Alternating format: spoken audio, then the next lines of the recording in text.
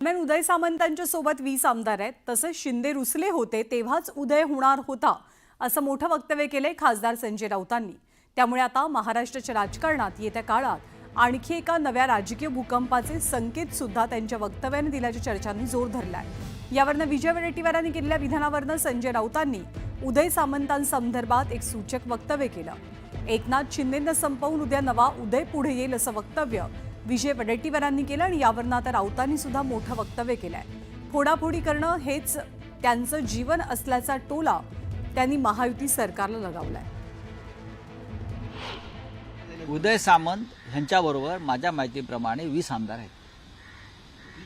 20 ही माझी माहिती आहे। 20 आमदार आहेत। जेव्हा एकनाथ शिंदे रुसले होते सरकार स्थापन करताना मुख्यमंत्री पदासाठी, तेव्हाच हा उदय होणार होता। तेव्हाच हा उदय करण्याचं निश्चित झालं होतं, पण एकनाथ शिंदे सावध झाले आणि झाकली मूठ 1.25 लाखाची ठेवली। हे सगळे पक्ष फोडतील महाराष्ट्रातले, शिंदे गटही फोडतील, अजित पवार गटही फोडतील। फोडाफोडी हेच त्यांचं जीवन आहे आणि राजकारण आहे। मला असं वाटतं की हा धादांत राजकीय बालिशपणा आहे।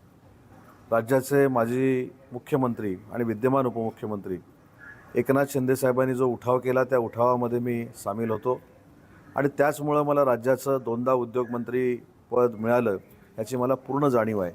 आणि म्हणून अशा एका सर्वसामान्य नेत्यानं माझ्या राजकीय जीवनामध्ये मला घडवण्यासाठीचे प्रयत्न केलेले आहेत ते मी कधीही विसरू शकत नाही। आणि माझे आणि एकनाथ शिंदे साहेबांचे संबंध हे राजकारणाच्या पलीकडचे आहेत। त्याच्यामुळं कोणीही आमच्या दोघांमध्ये वाद लावायचा जर प्रयत्न केला, केविलवाणा प्रयत्न केला, तर तो यशस्वी होणार नाही।